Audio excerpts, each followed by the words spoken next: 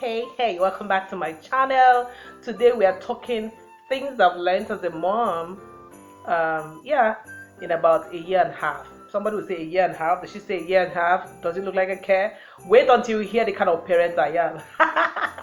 Welcome back to my channel, guys, and I'm super excited to be talking parenting for the first time on this channel. And as a backstory, really, it's been such a buzzword in my country, the word parenting, right?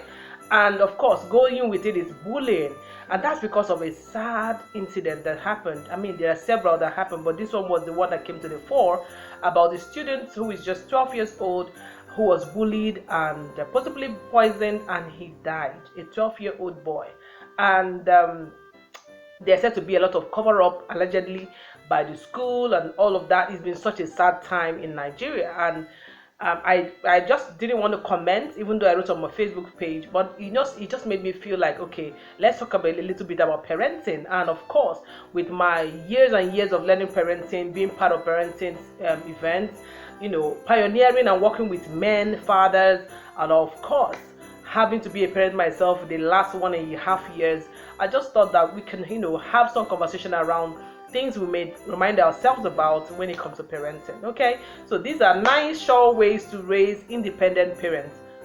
Independent children, guys. Now, independent children, because that's what I set out with my husband to do, and that's what we've been doing. Has it been easy? No freaking way, guys. No way. So, but I'm going to share 9 things that you must do if you want to raise children who are independent in every way, spiritually, physically, career-wise, anyhow you look at it, so that they can face life more equipped, if you know what I mean. So number 1 on my list is parenting is a double responsibility for a reason. Guys, there's a reason why it takes a man to fertilize an egg that makes a woman pregnant, and the woman carries it to term and gives birth. So there's a reason why there's that collaboration by nature entirely. And this is not to say that if you're a single parent watching that you are in such a big it's such a catastrophe and all that. I mean, you might have your reasons. There might be things that are really in life that you cannot avoid. I mean, we are all alive and we can see, right? But this is just to say that there's a reason why parenting is a dual responsibility.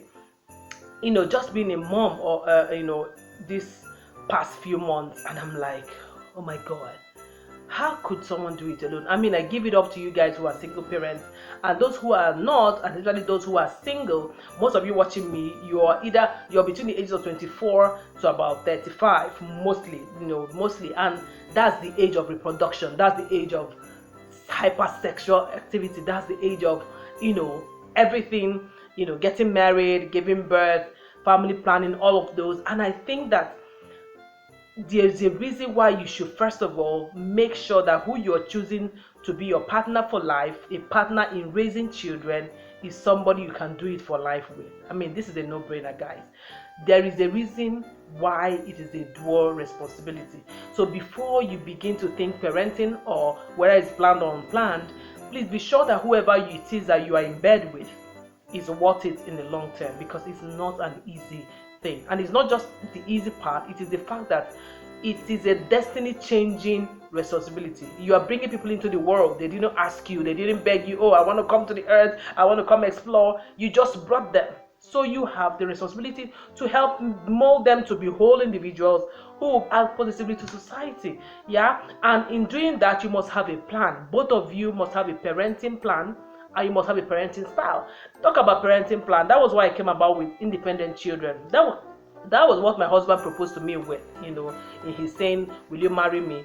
The thing was, one of them was, we need to raise independent children. That got to me in a very nice way. And trust me, why do you think I married him? Oh my God. Okay, number 2, parenting is not a must, guys. It's not. Even if you decide to get married. And this is the part I find very funny, that especially in the part of the world where I'm from, Africans don't believe that you can actually decide to get married or not, and you can actually decide to get married and not have children, or maybe adopt, or maybe you just may decide how you want it to be. If you're not psychologically ready, financially ready, socially ready, and spiritually ready for parenting, Nobody should force you. No system, no society should pressure you into bringing children into the world that you cannot take care of. Yeah, it's not. And wherever this came from, we need to take it back there. Some people will come up with all kinds of things. Some people will even quote Bible and say, Jenny, what are you talking about? What are you talking? You're describing people from what you call that now, from not giving birth. But you know in yourself that I am not ready for this. It's not a must. Yeah, sometime in the future, in the marriage, you might decide that, oh, I think we need to bring 1 or 2 children, or 1 or 2 or 3. That way you have a plan. And some people have, because of this whole parenting thing, they decide not to even approach marriage at all, which is wrong. Which is why you have to converse with whoever you're dealing with to decide what you want for your life. It is your life. Have you discovered how that you follow what they will say, what they accept, and at the end of the day, when you're hurt, whether it's on the job or custom or tradition, everybody backs out and then you're suffering alone. It's your life. It's not a must to be a parent. It's not. Yeah. Number 3 is never overlook bullying, even at home.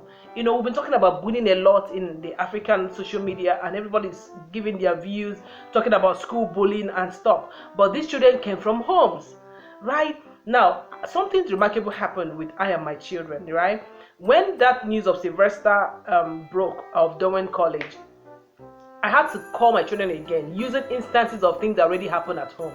The normal things we called sibling rivalry and the rest. There are times they get very unhealthy, guys. I had to call them and say, okay, look at this. What do you think would have made children to handle a colleague, a fellow student of theirs like this? Right? It starts from home. Because I teach them that, for instance, your siblings are the first humans who are your peers that you are that you first meet and first learn on how to deal with human beings with them the first time. And there's a reason why your siblings are not like you. Everybody is different, right? It's one stomach that gives birth, but it gives birth to several nations, right? Your sibling is not you. They can't respond like you. They can't crack joke like you. They can't always be like you. There's a reason why they sing in the shower and you don't like to sing. This is, I'm saying, are typical with my own children, right? So I had to bring it about and bring out things that might turn to bully and how that has an effect on whoever you're doing it to. So if you don't want to have a sibling who is battered, who is shattered, who is low on self-esteem tomorrow and will always look back and say, oh, it's my brother that used to make me feel like this, or it's my sister that used to make me feel like this, then stop it now. We had those conversations and you could see them feeling all of, oh, mommy, I'm sorry, I will not do it again. And trust me, my children have become much more accommodating of each other. They love themselves, they're very empathetic, but they have become even better, right? Guys, these things work. And remember that children work with what they hear. When you are sincere to them too, they know. I pity parents who just think that children are children. I mean, they're not. You shouldn't have certain conversations with them. That's a lie, guys. Right? Don't overlook bullying at home. Correct it. Be frontal about it. And it has to do with you too. Both the father and the mother. One parent shouldn't be siding bad behavior and the other is trying to correct it. It won't work. Don't even get into that frustration, guys. Now, number 4, have sincere conversations with your children. When I got married there, I didn't understand why my husband was like, even before I came.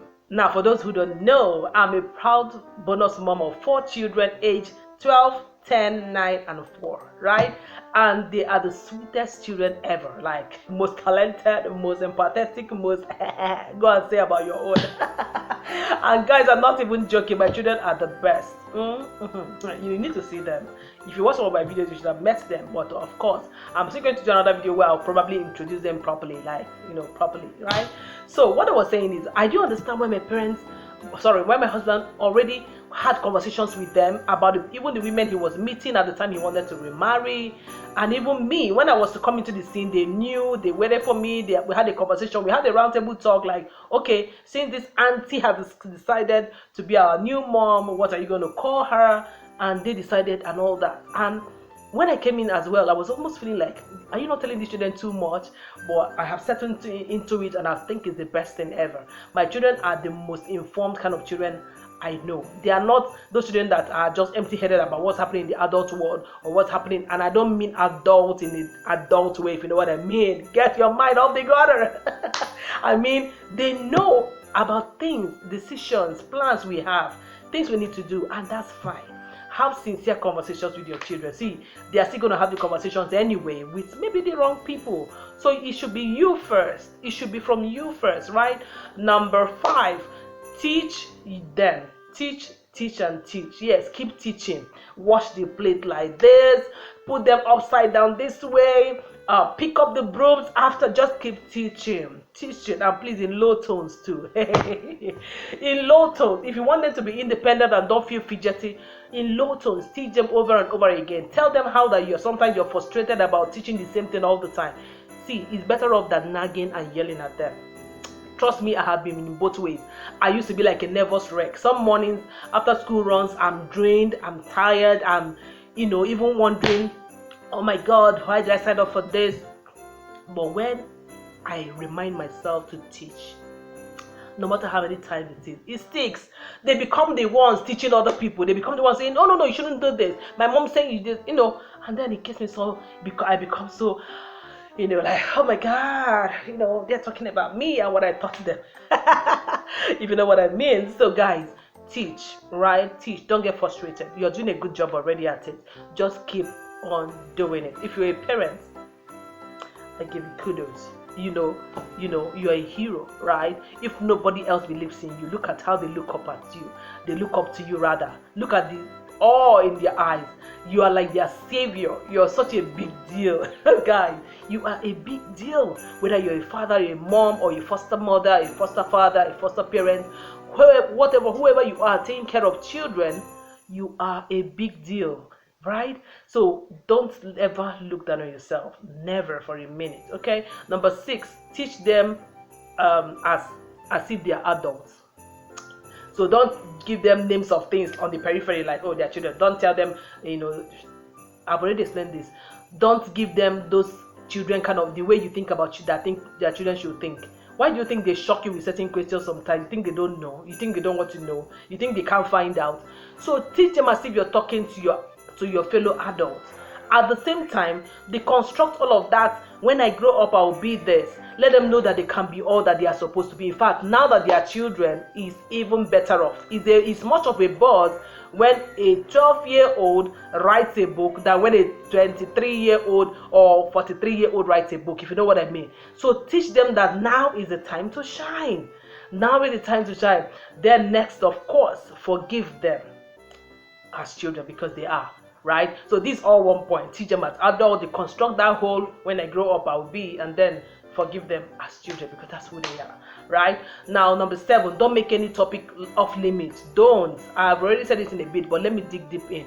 Do you know what you're going to be doing? You're going to become a mockery of a parent if you think that, oh, there's certain things, we shouldn't talk about it now, blah, blah, blah. Some parents are having such a big deal trying to discuss things that are natural, things that God created that was not ashamed of. I don't know, why are we like that? We have to unlearn them. Unlearn the shame that is keeping you from being a hero mom and a hero dad. Right? Nothing should be off limit as long as it's something that they live in a reality of, or they're about to embrace, or they're about to learn, or their peers are talking about, or things that you're already thinking about or imagining. You should have questions for them. That's why you're a caretaker. That's why you're a parent. Right? That's the go there. Number 8, have a schedule and be regimented. This is really hard, guys. Right? To get them to say, okay, so this is what to do first. This is when you wake up, this is what to do. Do like this. By this time it's siesta. This time is this. It's really hard, guys. I give it up to you. If your children are more, obedient, you need to tell me how you do it. But I think it's still the best thing. The same way school is regimented, there's time for everything. Home should be the same. And it will help them to know that, life itself, it's constantly being on your feet, if you know what I mean. You're going to teach them skills that you'll be surprised that they will get. Right? That comes to the 9th one. Surprise them often. Have incentives for everything. Yeah. You need to see just yesterday. Go have your bath. Go have your bath. Nobody was moving. Go have your bath so I can spray you my body spray. And then they take off. Have an incentive for everything, guys. And I'm going to bring part 2 today. Add to this list. Tell me other things you're doing to raise absolutely independent children. of course, let me learn too. And then look out for my part 2 of this. It's going to be so amazing. I'm shooting it right away, so don't miss it. It's already ready here. Okay? Until I come your way again, you know what to do. Give this video a thumbs up, subscribe. 83% of you watching me, including you, maybe you haven't subscribed to this channel and you just keep watching. Why? I can see you in my back end. I can see you. Okay, and I'm aware that 50% of you are male, 50% of you are women. Okay, and my Indian friends, I see you. Thank you for watching. Thank you for being so engaged. Thank you for being just consistent on this channel. All right, so subscribe, put on the notification bell as well so you don't miss a thing. Okay, look out for part 2 in a bit. Bye.